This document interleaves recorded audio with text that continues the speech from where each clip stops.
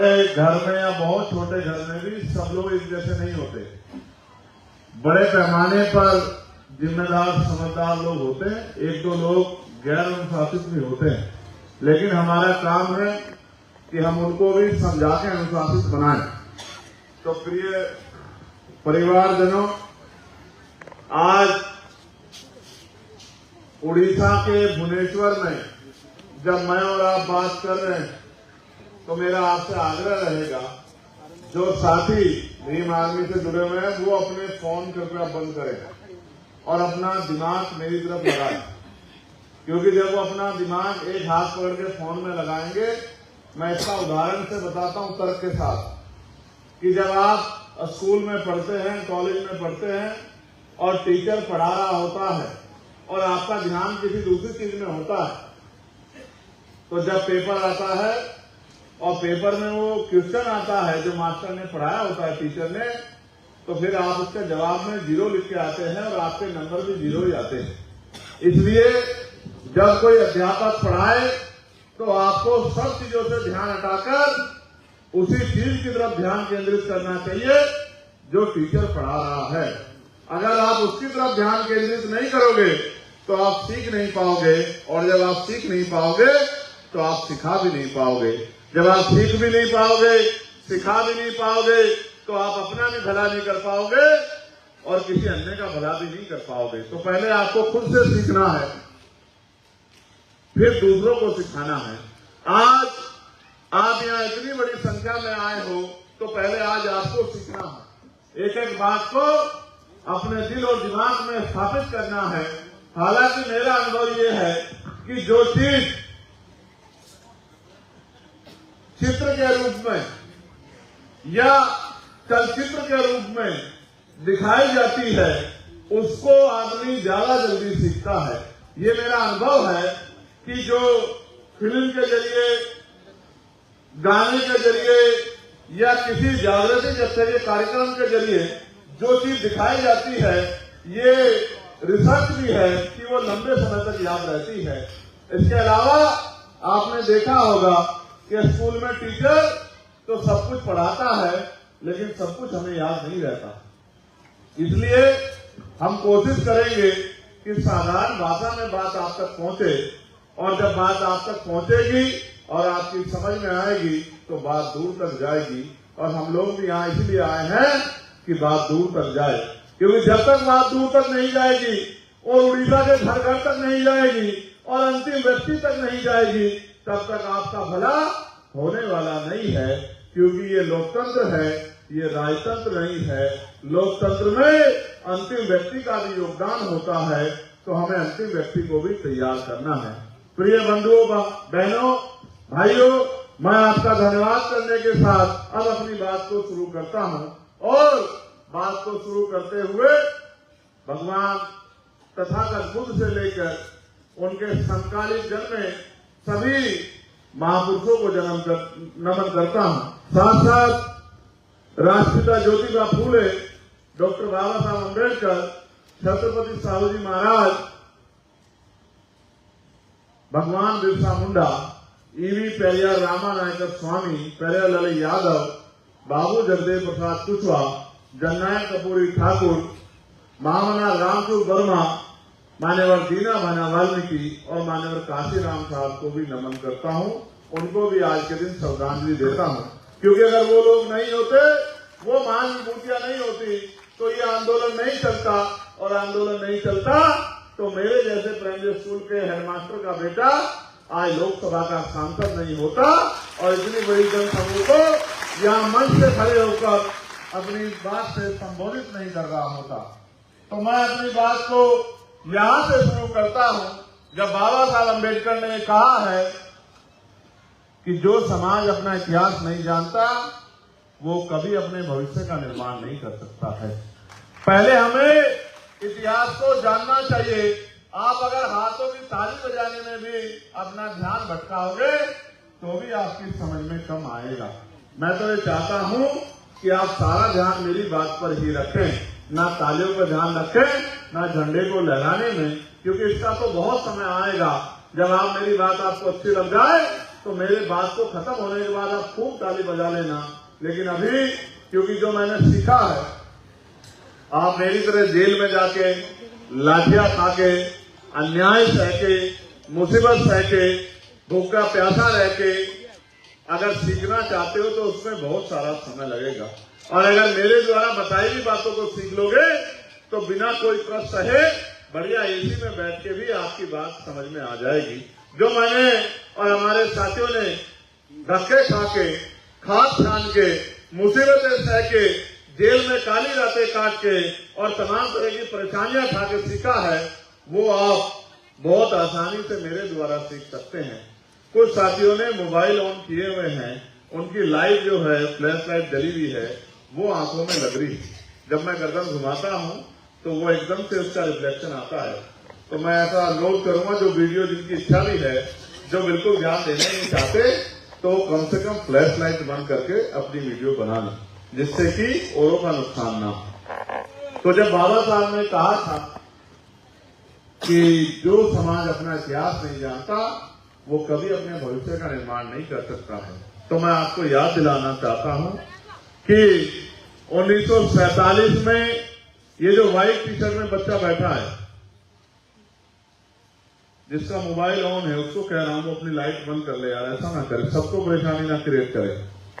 ये यहां बैठा है पीली शर्ट वालों के पीछे दूसरे नंबर पे, बंद है, बस बैठे हो आप लोग, उधर मत ध्यान दो। यही जिनकी तरफ इशारा किया गया, यही छोटे बच्चे हैं व्हाइट टी शर्ट में जो बैठे हैं, वो phone bar bar light on कर रहे हैं। हाँ बिल्कुल, आपके हाथ के नीचे जो बैठे हैं, यही मेरी नजर बड़ी तेज है, मैं वकील हूं, सब लोगों का ध्यान रखता हूं। अब तो मैं बाद में ही नाम लूंगा। अच्छा ठीक। तो मैं आपको इसलिए याद दिला रहा हूं कि देश में राजतंत्र हुआ करता था। कभी इसमें कोई बाहरी शासक आता था और अपनी सेना के दम पे या अपनी पॉलिसी के दम पे इस देश में राजकाज करता था। इस देश में समय समय पे विदेशी आक्रांता आए, कभी आर्यन आए हैं, कभी हुन आए हैं, कभी शक आए हैं, कभी यवन आए हैं, मुगल भी आए हैं, अंग्रेज भी आए हैं। बहुत सारे शासक इस धरती पर, जिसको आज हम लोग भारत के नाम से जानते हैं, कभी जम्बू द्वीप हुआ करता था, और भी जो है कई बहुत सारे नाम इस देश के रहे हैं, इस भूमि के रहे हैं, जिसको हम भारत कहते हैं। और कॉन्स्टिट्यूशन में आर्टिकल 1 में लिखा इंडिया दैट इज भारत, यानी कि ये हिंदी में भारत है और इंग्लिश में इसको इंडिया हम लोग कहते हैं। इसलिए मैं बार बार टोकता हूं कि जो लोग इसको हिंदुस्तान कहते हैं, मैं उनको समझाता हूं कि आप कॉन्स्टिट्यूशन के खिलाफ हो, कॉन्स्टिट्यूशन के खिलाफ जाके बात करते हो, तो जो कॉन्स्टिट्यूशन के खिलाफ जाके बात करता है फिर वो कॉन्स्टिट्यूशन का सहारा नहीं ले सकता है। कॉन्स्टिट्यूशन ने तो सबको अधिकार दिए हैं। प्रिय साथियों, तो मैं बात आपसे कर रहा था कि देश में राजतंत्र था, और राजतंत्र में राजा जो कहता है वही बात अंतिम व्यक्ति को माननी पड़ती है। राजा अगर दिन को रात कहता है तो प्रजा को दिन को रात माननी पड़ती है, और राजा अगर रात को दिन कहता है तो प्रजा को रात को दिन मानना पड़ता है, क्योंकि राजा ही सर्वोपरि होता है। और लंबे समय तक राजशाही चली। फिर राजशाही के दौरान जब अंग्रेज इस देश में आए तो इस देश में तमाम तरह की रूढ़िवादिता, कुरीतियां और तमाम तरह की बुरी जो इस देश को आदतें लगी हुई थी, या इस देश में व्यवस्था बना के, कानून बना के बहुत सारे लोगों को झुंड जाति का जीवन और बिना अधिकारों के जीवन जीने के लिए जिस तरह की व्यवस्था बनाई गई थी, जिस तरह कठोर कानून बनाए गए थे, समय समय पे का और तमाम तरह से, यहाँ तक कि सूर्य की रोशनी में भी निकलने का जो है अधिकार नहीं था। और तो और जिन तालाबों से जानवर पानी पीते हैं, उन तालाबों से भी पानी पीने का अधिकार सार्वजनिक रूप से बहुत लंबे समय तक लोगों के पास नहीं था। फिर इस देश में समय समय पर आंदोलन चले और तमाम तरह से, और मुझे तो ये भी बताने में कोई आज नहीं है, किसी बोर्ड की मेंबर भी बनती हैं या चपरासी से लेके क्लास 1 के अधिकारी कर्मचारी बनती है, अगर ये अधिकार किसने दिया है तो ये डॉक्टर बाबा साहब अम्बेडकर के संविधान ने दिया है। उसके अलावा कोई अधिकार किसी महिला के पास नहीं था। तो मैं ये बात आपको इसलिए बता रहा हूँ, महिलाएं तो देश में शासक भी नहीं हो सकती थी। महिलाओं को तो पैरों की जूती माना जाता था। ये देश का इतिहास कहता है, आप पढ़कर देख लो, आपको पता लग जाएगा।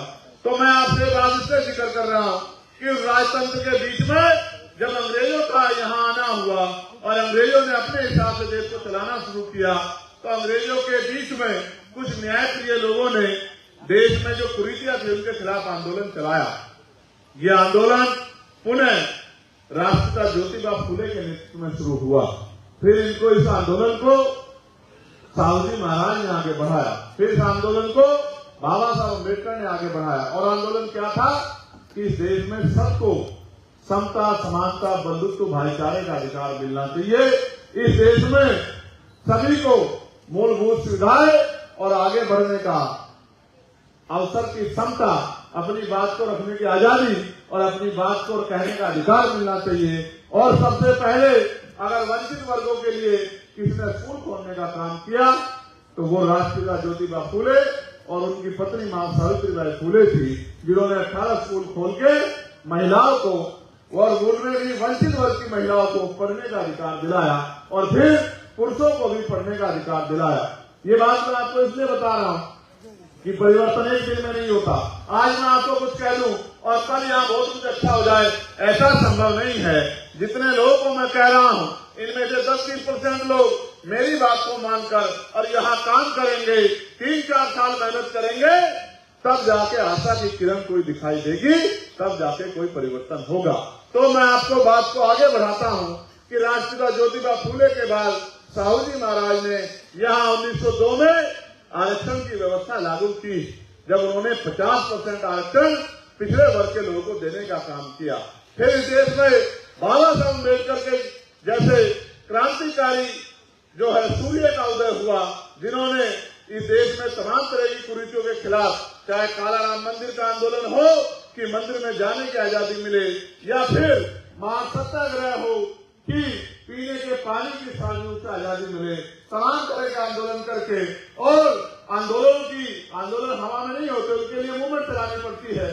तो पहले उन्होंने समता सैनिक दल बनाया, फिर उन्होंने लेबर पार्टी ऑफ इंडिया बनाई, फिर उन्होंने शेड्यूल कास्ट फेडरेशन बनाया, फिर उन्होंने अंतिम समय में आरपीआई बनाई, और साहित्य के क्षेत्र में भी बहुत सारे ऐसे जो हैं कि पत्रिका चला के, चाहे अखबार निकाल के, कई तरह से जो है समाज को जागरूक करने का काम किया। अंततः धार्मिक रूप से भी बुद्धिज्म की तरफ समाज को ले जाके एक बहुत बड़ा परिवर्तन करने का काम किया, क्योंकि उन्होंने येवला में ये संकल्प लिया था कि मैं हिंदू धर्म में पैदा हुआ हूँ, इसमें मेरा अधिकार नहीं था, लेकिन मैं हिंदू धर्म में मरूंगा नहीं, इसमें मेरा अधिकार है। इसलिए उन्होंने 14 अक्टूबर 1956 को बौद्ध धर्म की दीक्षा ली और अपने अनुयायियों से कहा कि आपको भी इस धर्म में आना चाहिए और उस धर्म को त्यागना चाहिए जो धर्म ऊंच नीच की बात करता है, जो धर्म गैर बराबरी की बात करता है, जो धर्म असमानता की बात करता है, उस धर्म को त्यागना चाहिए। ये संदेश भी बाबा साहब अम्बेडकर ने दिया। फिर उनके जाने के बाद माननीय कांशीराम साहब ने आंदोलन को संभाला, लेकिन इस बीच में एक इतना बड़ा परिवर्तन हुआ, इतना बड़ा परिवर्तन कि जो हजारों साल से चली आ रही व्यवस्था थी, उसको बाबा साहब अम्बेडकर ने 2 साल 11 महीने 18 दिन के संघर्ष से संविधान के रूप में, ये छोटे छोटे संविधान की कॉपियां यहाँ हमारे भाइयों ने रखी है, इस संविधान के रूप में उन्होंने तमाम अधिकार, चाहे महिला हो, पुरुष हो, ऊंची जाति का हो या तथाकथित नीची जाति का हो, या अगड़े हो, पिछड़े हो, शेड्यूल कास्ट हो, शेड्यूल ट्राइब हो, सबको मान सम्मान की जिंदगी और आगे बढ़ने के अवसर दिलाने का काम किया। ये परिवर्तन तब हुआ जब इस देश में लोकशाही आई, और लोकशाही में जब वोट का अधिकार मिला, तब जाके बहुत बड़ा बदलाव हुआ। जब ये तमाम तरह के परिवर्तन चल रहे थे, तो हमारे लोगों के सामने बहुत सारे सवाल थे कि जिनको बिल्कुल अधिकार नहीं थे, वो इस देश में लोकतंत्र के जरिए या संविधान के जरिए उनके जीवन में क्या बदलाव होंगे। बाबा साहब ने समय समय पर स्पष्ट किया कि संविधान के जरिए आप भी, मैं तो स्कूल के बाहर बैठ के पढ़ा हूं, लेकिन आप कुर्सी पे लोगों पढ़ने वाले बच्चों के बराबर में बैठ के पढ़ सकते हैं और अच्छी शिक्षा दीक्षा लेके क्लास 1 से लेके और क्लास 4 तक के एम्प्लॉय बन सकते हैं। और लोकतंत्र के जरिए आप गांव के सरपंच से लेके और देश की सर्वोच्च कुर्सी से जा सकते हैं। आज आप देखिए, ये लोकतंत्र की महिमा है कि देश की राष्ट्रपति वो आदिवासी समाज से आती है और उनमें भी महिला है और यहाँ पर मजबूरी में सही, लेकिन आदिवासी समाज का मुख्यमंत्री भाजपा के लोगों को बनाना पड़ा है। वो भाजपा के लोग जिनके ऊपर आरोप था कि ये ऊंची जातियों की पार्टी है, ये ब्राह्मण बनियों की पार्टी है, उनको भी अति पिछड़ों को और कहीं पे तो आदिवासी भाइयों को भी और इससे पहले मुस्लिम भाइयों को भी राष्ट्रपति बनाना पड़ा। ये लोकतंत्र की देन है। जिनसे प्यार भी नहीं है, जिनके अधिकार लूटने हैं, उनको भी कुर्सी देनी पड़ती है। ये लोकतंत्र की देन है, क्योंकि आज आपके हाथ में एक ऐसी शक्ति है जिसको हम वोट कहते हैं। इसके जरिए आप चाहो तो किसी को कुर्सी में बिठा दो और चाहे किसी से कुर्सी में उठा के पटक दो, ये आपके हाथ में है। लेकिन मेरे लोगों, आपने सब कुछ सीखा। आपने संविधान के आने के बाद फावला चलाना सीखा, जो तो आप पहले से चलाते थे। आपने मजदूरी करना सीखा, आपने हाथ का रोजगार सीखा, आपने पसीना बहाना सीखा, सब कुछ सीखा, लेकिन वो नहीं सीखा जो बाबा साहब अम्बेडकर आपको सिखाना चाहते थे। बाबा साहब अम्बेडकर ने लोकतंत्र की व्यवस्था क्यों की? इस देश में तो राजतंत्र भी रहा है, तो लोकतंत्र के पीछे उनका उद्देश्य क्या था? वो किसको कुर्सी बिठाना चाहते थे? वो इनको कुर्सी में बिठाना चाहते थे जिनको हमेशा पीछे खड़ा किया गया, जिनको स्कूलों में नहीं घुसने दिया गया, जिनको अस्पतालों में नहीं घुसने दिया गया, जिनको सार्वजनिक स्थलों में नहीं घुसने दिया गया, जिनको मंदिरों में नहीं घुसने दिया गया। इस लोकतंत्र के जरिए वो उनको कुर्सी में बिठाना चाहते थे। और ये लोकतंत्र और संविधान की शक्ति है कि आज इतना बड़ा नेतृत्व जो है उड़ीसा का एक मंच पर बैठा है और उसको सुनने वाला इतना बड़ा समाज यहाँ बैठा है। ये भारतीय संविधान की देन है। तो मैं भारतीय संविधान को जिंदाबाद करता हूँ कि अगर ना होता भारतीय संविधान तो ना मुझे मिलते अधिकार और ना आपको मिलते ये अवसर। मेरे प्यारे भाइयों, मैं आपसे कह रहा था, आपने सब कुछ सीखा, लेकिन लोकतंत्र में अपनी शक्ति बनाना नहीं सीखा। अगर आप लोकतंत्र में शक्ति बनाना सीख लेते, और दुश्मन बड़ा चालाक है, अध्यक्ष इस बात को कह रहे थे, मैं उस बात को आगे बढ़ाता हूँ। जब बाबा साहब ने वोट का अधिकार दिलाया तो यहाँ जो लोग राजकाज करते थे उनके मन में चिंता हुई। उन्होंने पहले तो सवाल खड़े किए कि वोट का अधिकार इनको मिलना नहीं चाहिए, लेकिन जब बाबा साहब के आगे हार गए तो उनके सामने चैलेंज आ गया कि इनको रोकना कैसे है। तो उन्होंने कहा कि वोट तो इनके पास है, लेकिन नोट हमारे पास है, हम इनकी वोट को नोट से खरीद लेंगे। और मुझे दुख के साथ कहना पड़ रहा है कि उड़ीसा में आज भी वोट नोटों से खरीदा जा रहा है, क्योंकि हमारे लोग नोट की कीमत समझते हैं, वोट की कीमत नहीं समझते। जिस दिन ये वोट की कीमत समझेंगे, ये नोटों वाले पीछे आपके पीछे लाइन में खड़े होंगे, ये नोटों वाले आपके बिस्तरे और आपके बैग उठा रहे होंगे। जिस दिन आप वोट की कीमत समझ जाओगे, उस दिन आपकी कुर्सियां बिठा रहे होंगे।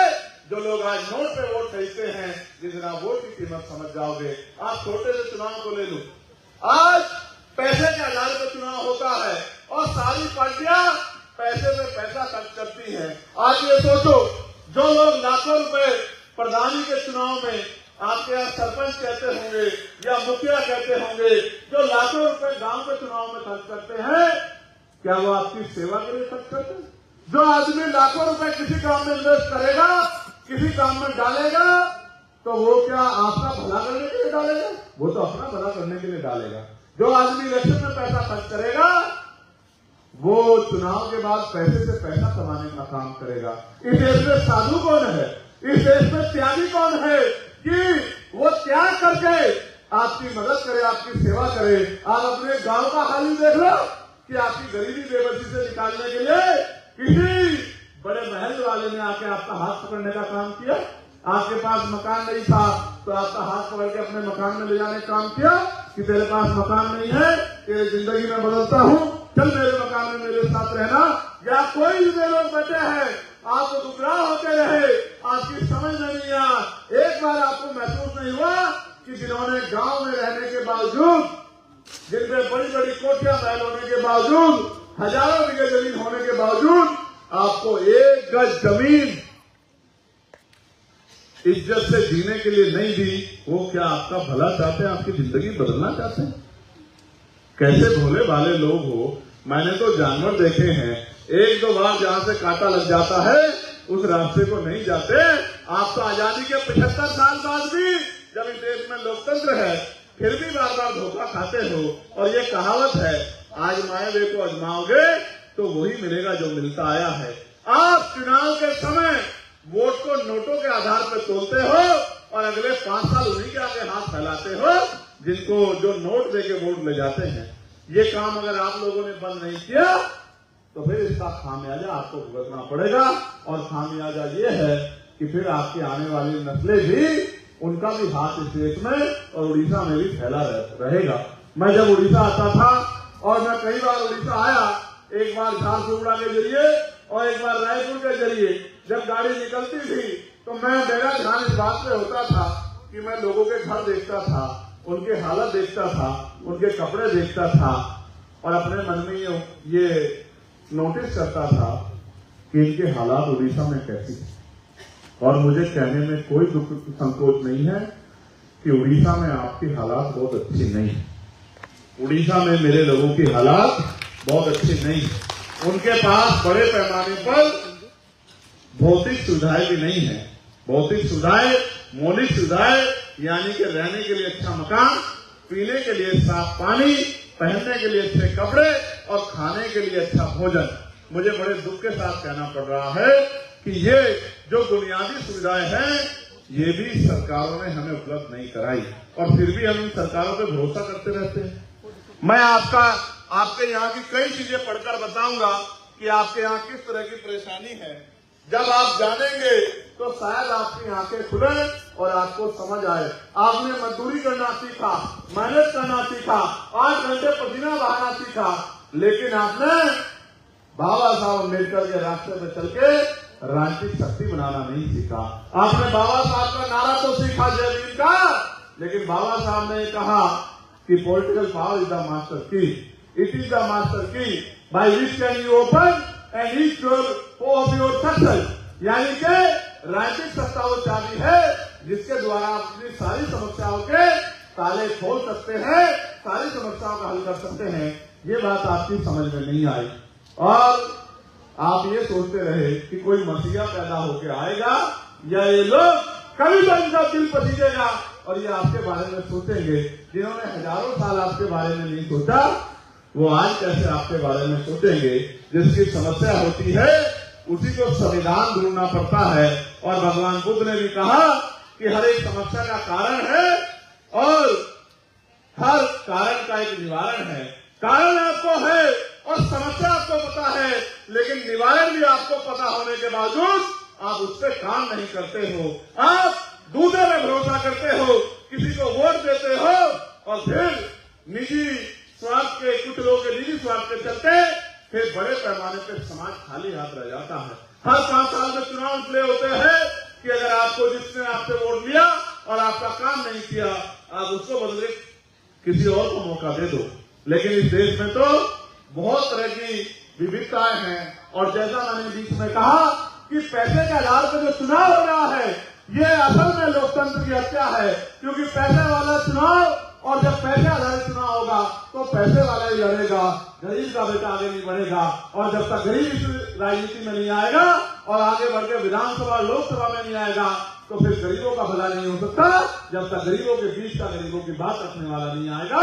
इसलिए पैसे वाले लोगों ने ये खेल बना रखा है कि जितना पैसा लगाओ राजनीति में कि गरीब लोग इसमें खुशी ना पाए। मैं धन्यवाद दूंगा मानव काशीराम साहब को कि उन्होंने समाज को जागरूक करके इस लड़ाई को, इस जो बेड़ियां गिरी गई थी, आर्थिक की बेड़ियां, इनको तोड़ने का काम किया।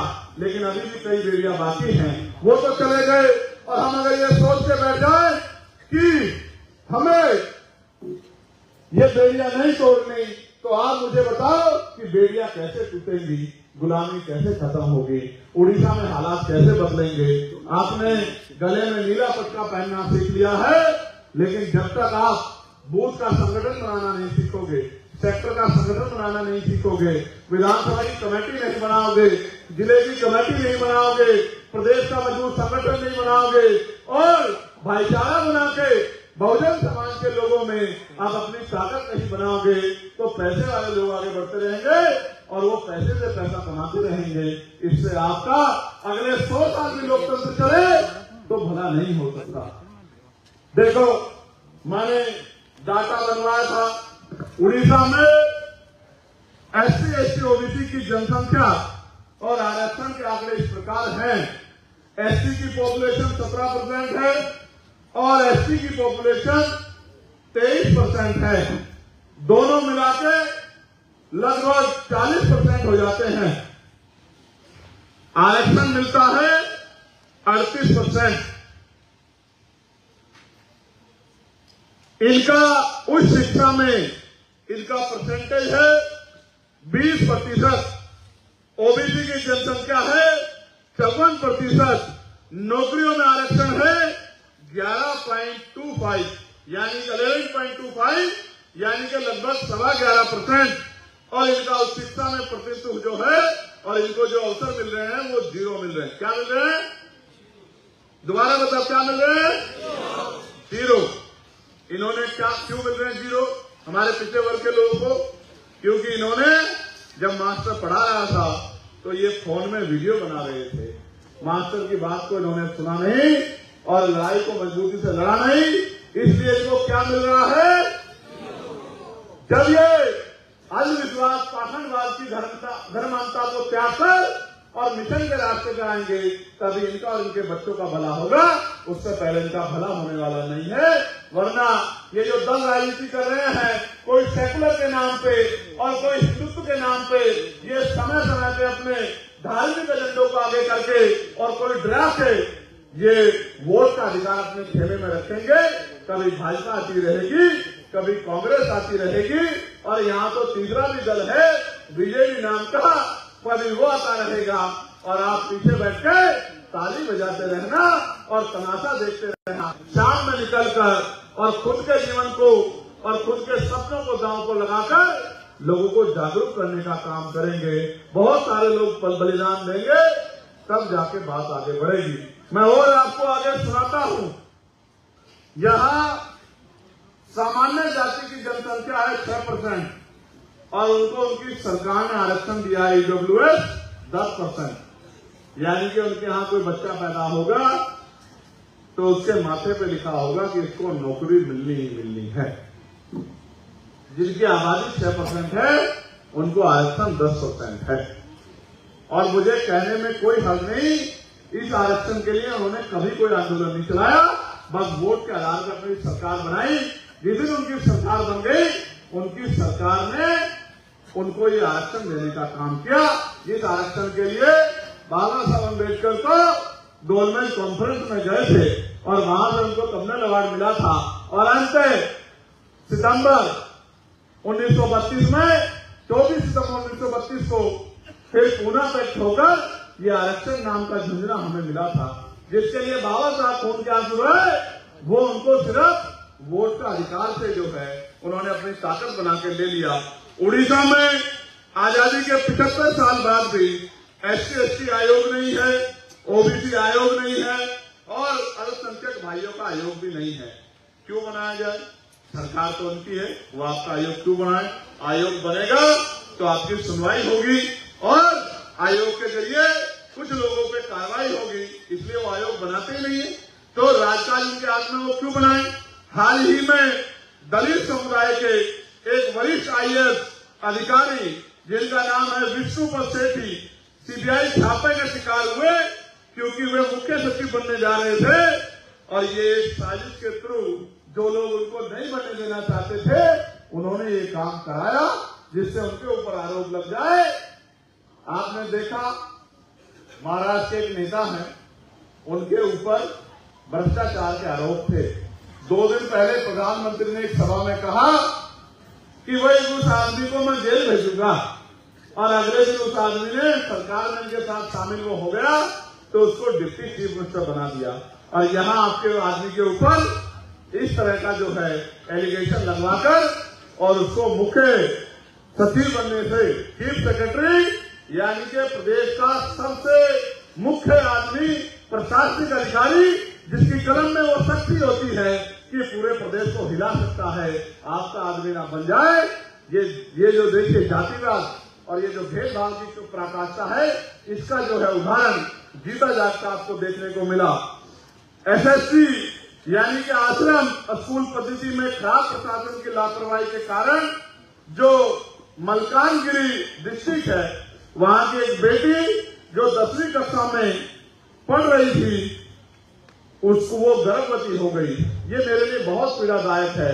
आप महसूस करके देखो कितना अन्याय, जिन बच्चों को हम पढ़ने के लिए भेजते हैं उनके साथ किस तरह का अन्याय स्कूलों में हो रहा है। ये बड़ा चिंताजनक है। कल मैं भी अपने लोकसभा क्षेत्र में आश्रम पद्धति के स्कूल में गया था। 12वीं तक का स्कूल है, कक्षा 6 से मैं गया था 10 मिनट के लिए। 3 घंटे उन बच्चों के बीच में रहा, उनकी परेशानियों को सुना, उनके दुख दर्द को जाना, उनके स्कूल के टीचर से बात की, उनके वॉशरूम से लेके हर एक चीज का निरीक्षण किया, खाने से लेकर हर चीज की बात रखी कि इन बच्चों को परेशानी नहीं होनी चाहिए। और उन बच्चों को भी समझाया कि आपको अवसर मिला है, यहाँ से जब आप पढ़कर निकलो तो एक अच्छे कर्मचारी अधिकारी बनने की तरफ आपका ध्यान होना चाहिए। ऐसा नहीं कि यहाँ से पढ़ने के बाद आप घर में चली जाओ और आप अपने जीवन में आगे बढ़ने के बारे में ना सोचो। फिर पोस्ट मैट्रिक छात्रवृत्ति शैक्षिक वर्ष के अंत में मिलती है। अगर ये शुरुआत में मिल जाए तो तमाम तरह से स्कूल जो है, जो बच्चों को परेशान करते हैं, ये परेशानी का काम बंद हो जाए। इसमें भी 60% पैसा केंद्र की सरकार